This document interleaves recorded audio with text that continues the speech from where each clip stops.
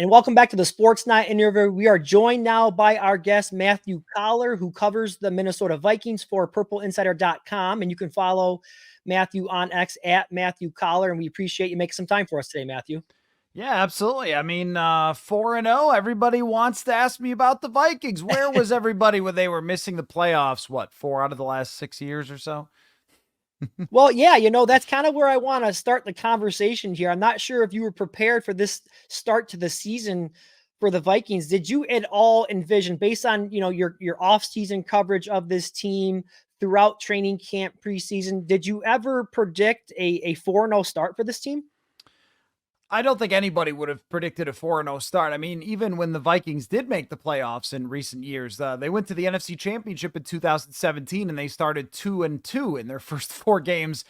Even when they went 13-4 in 2022, they were still only 3-1. It's pretty rare that any team that maybe doesn't have Patrick Mahomes starts 4-0. But I don't think that them performing at this level is quite as crazy as the outside world is acting like it is. I mean, I know that Vegas had the over-under in a lot of places at 6.5 games, which I just thought was pretty crazy low after seeing training camp. And the reason is because when you look at the rest of the roster around Sam Darnold, it's just really good. They spent a ton of money on the defensive side, on Jonathan Grenard, Andrew Van Ginkel, Stephon Gilmore, Blake Cashman. These are all tremendous NFL talents. And then on the offensive side, I've had an up-close view and have been very blessed to see this. Justin Jefferson, over the first 4 years of his career, is open all the time, even when he's not open, and is as talented as anyone that I have ever seen in this game. Truly, he is truly of that Hall of Fame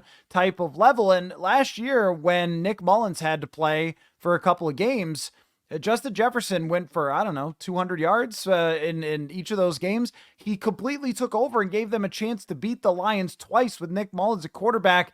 So I thought, as they went along in practices and Sam Darnold and Jefferson started to get pretty good chemistry, and then with Aaron Jones, who's had a massive impact in the backfield, like there's no way that this team is going to win 6 games. I mean, that's usually what didn't the Giants win 6 games last year? I mean, you have to have a pretty disastrous season to end up at that point. But I can't say that I expected them to be undefeated when we're talking about facing the 49ers, the Texans at Lambeau Field, and to do it the way that they've done it, to vastly outplay all 3 of those teams, I think speaks to their coaching. Their health has been very good so far, and maybe even I underrated how much Justin Jefferson could dominate an offense. But I think everything has clicked for them so far, and it's been sort of takes a village to raise a quarterback. Well, everyone has had to contribute to get this performance out of Sam Darnold.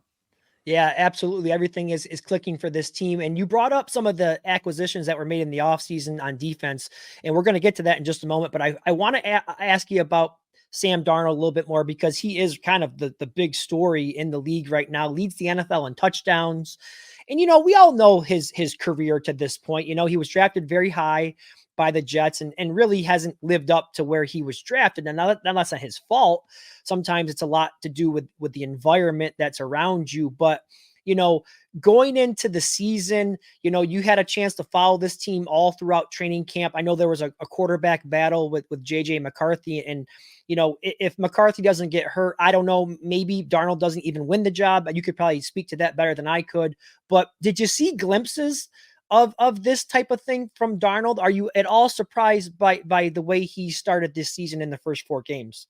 Yeah, I would say that surprised but not shocked because of how good of an offseason Sam Darnold had. I mean, as far as it went with J.J. McCarthy throughout the summer, Sam Darnold took every single first-team rep outside of a couple. And JJ McCarthy had played so well in practice and in the preseason game that he was going to get some reps. And maybe they would have started to consider, hey, if Darnold stumbles out of the beginning of the gate, then JJ McCarthy will go in because he made so much progress. But it was Sam Darnold from the time that he got here until JJ McCarthy got hurt. He's never not been QB1 for this team, and he had a tremendous offseason. I think that his chemistry with Justin Jefferson showed up more and more as the summer went on, and his command of the offense, his relationship with Kevin O'Connell, all these things were in place during the summer. The only question for us was really, because I had asked many people around the league, what do you think? Is this possible? Could Sam Darnold really do this?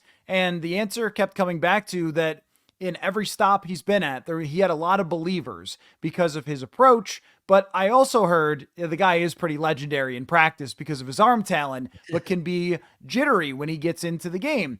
And we have seen a little bit of that. He had more turnover worthy plays and turnovers than you would have liked in the last game against the Packers. So there has been a little bit of, whoa, don't do that, Sam Darnold. But when you see this guy up close on the sideline at practice throw the football, just the arm talent, I think you look at it and go, how was this guy ever not good? And then I also think where he needs a lot of credit, because it has got to be annoying for him to be asked constantly, hey, remember when you aren't good and you're good now? Like, what's that like? Because I'm sure that in his head, he wants to say, this guy was always good. I don't know about everybody else. He has never said anything like that. He has taken the most professional approach that you could have dreamed. He has not ever even said anything about his former teams and all the things about the circumstances that he had or anything else.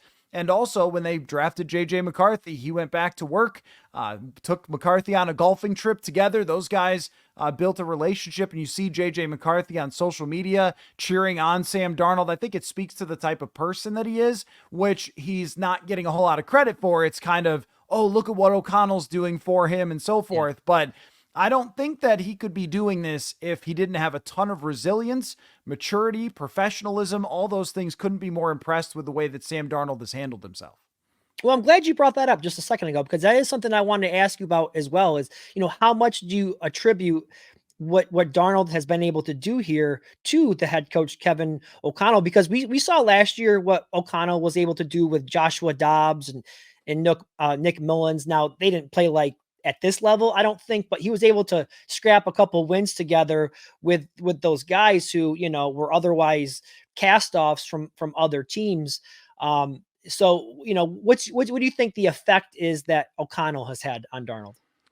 I think that so often in NFL history, we have just seen quarterbacks that no matter what you put around them, that they're still going to be great. Like, how many different players did Tom Brady play with? How many different receivers has Patrick Mahomes thrown to? Rashee Rice goes down and you just think, they'll find somebody else to throw to. But 97% of quarterbacks are not like that, right? 97% of quarterbacks that succeed are in part a product of their environment, which means that everything has to come together. So it's Justin Jefferson making absurd catches. It's Kevin O'Connell using different motions and alignments to get Justin Jefferson open. He's lined him up in the backfield multiple times. He's lining him up in bunch formations. He motioned him across the formation to get a one-on-one matchup for a touchdown for Sam Darnold in the last game. But I think the biggest thing for Kevin O'Connell, he is very, very good at creating route combinations where people are open, and it's not a shock when Sam Darnold lets it rip and someone's on the other side wide open. And that is the design, and that is the play caller. But I think from Kevin O'Connell's perspective, it's also that he failed as an NFL quarterback himself.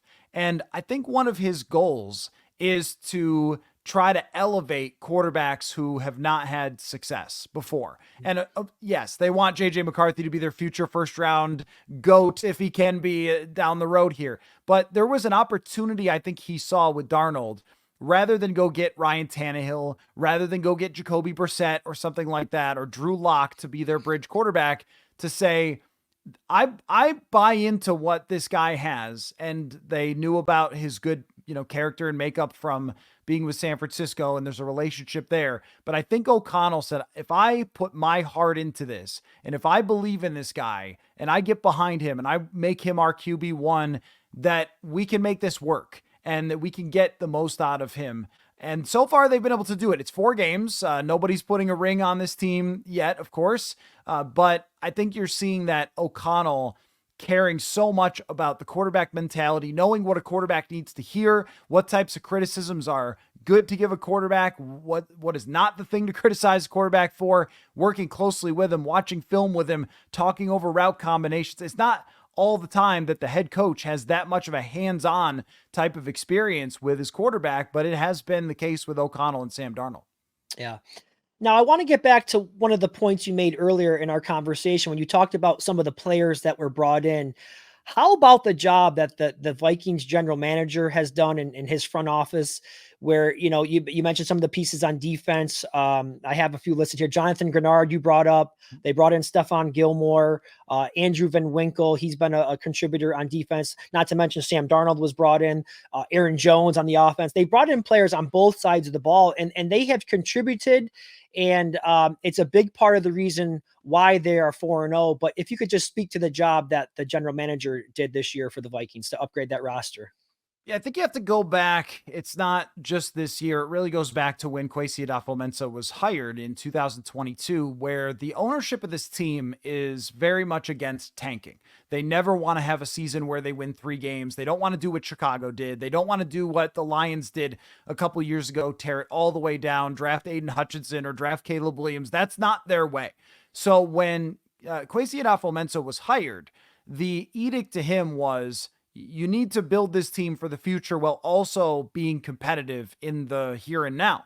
And the plan was essentially to try to win in 2022, which they won 13 games, and then try to fix on the fly the salary cap while plotting for the future last season, which was going pretty well until Kirk Cousins' Achilles popped, and that made life more difficult for them. And they finished 7-10, also gave them a high enough draft pick to get JJ McCarthy. But the point being that they've had to do this on the fly. And the big thing that they had planned for, I believe, when he got there was when Kirk Cousins was going to leave and leave that giant amount of cap space for them to work with.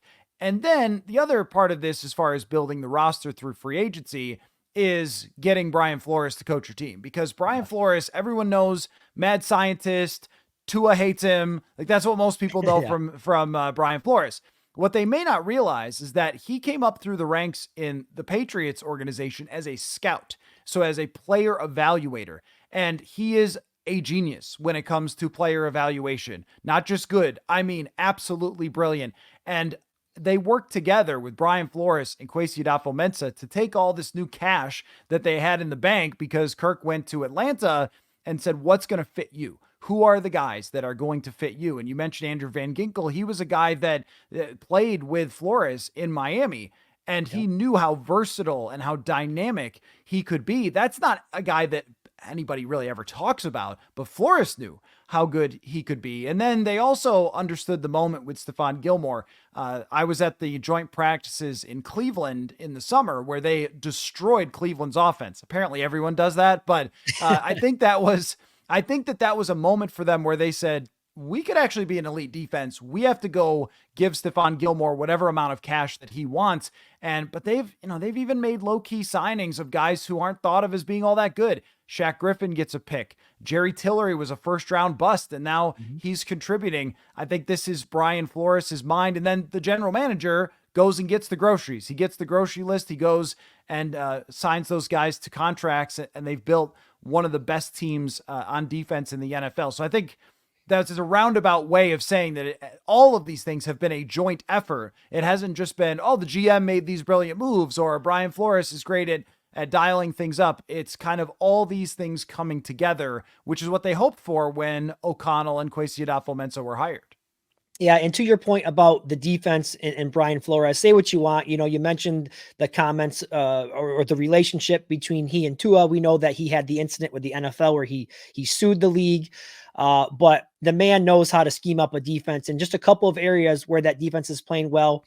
Number one, I believe, correct me if I'm wrong, number one in the league right now against the run. Number two in takeaways with 10, and they also lead the NFL in sacks, team sacks with 17. So that's a recipe for a really good defense right there. And he's absolutely the man in charge there. So good job to Brian Flores. I just want to ask you a couple other things here before we wrap it up. TJ Hawkinson, he was a big part of their offense last year. He's been out with the ACL that he injured late last season. What is the latest you're hearing on him and when he might return to the field?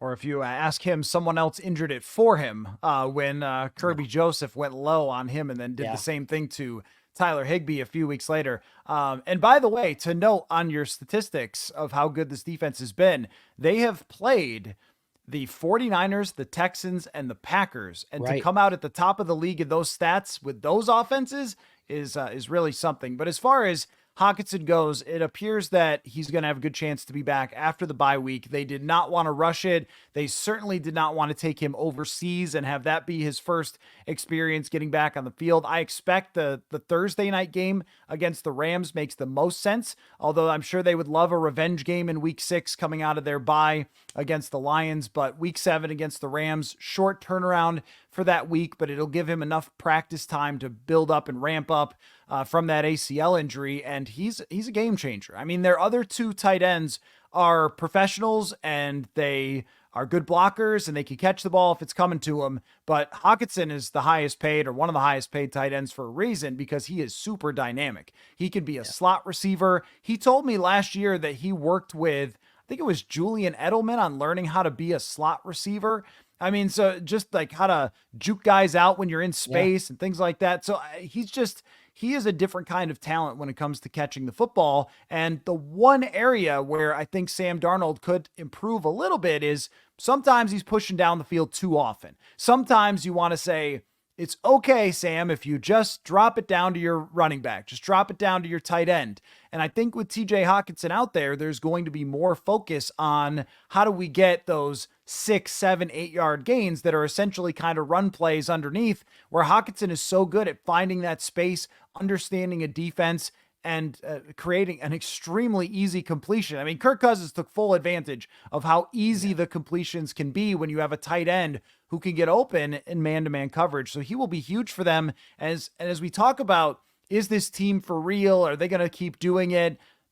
This is the thing I keep going back to, is they haven't even been at full strength with their weapons. This is one of the best players in the league, and they haven't even had him so far. And then they're going to get him back in the middle of the season. So I think there's plenty of reason to continue to see Sam Darnold play at this level. So, continue on that. Let's finish with this one right here. You mentioned, can they keep this up? And I think that is the number one question that Vikings fans are asking themselves.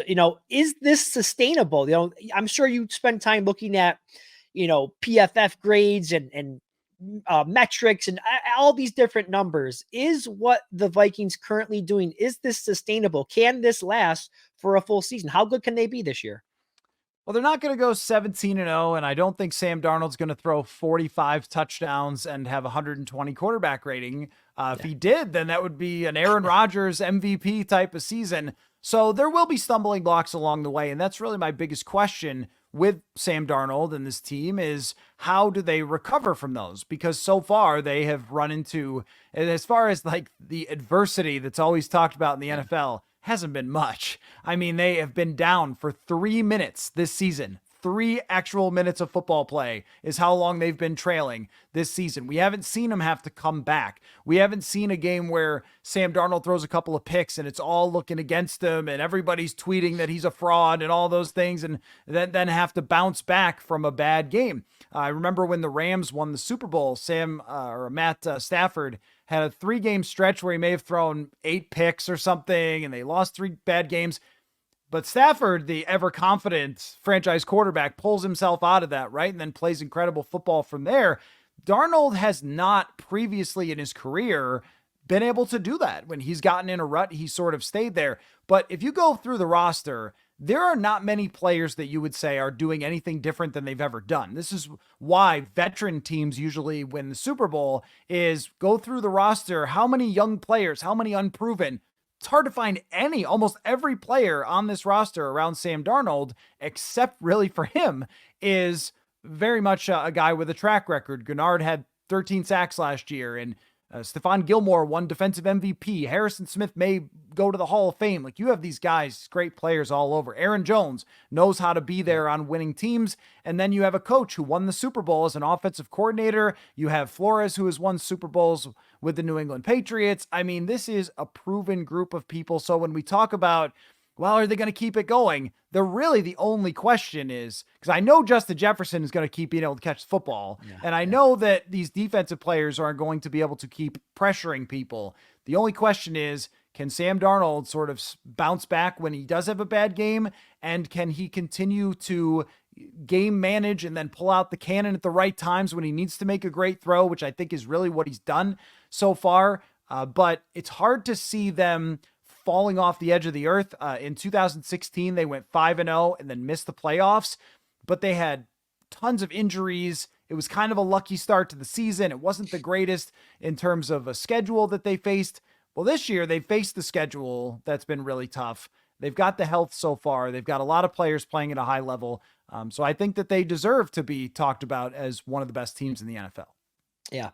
And I was looking at the schedule a little bit today. They have the Jets this weekend in London, and then a bye week, and then they play a big time game, division rival, the Detroit Lions. So that'll be one that everyone has highlighted on their schedules. But Matthew Coller, thank you so much for all of your time. You can check them out at purpleinsider.com. I recommend you go out there and do that. Thank you so much for the time, Matt. Yeah, thanks for having me.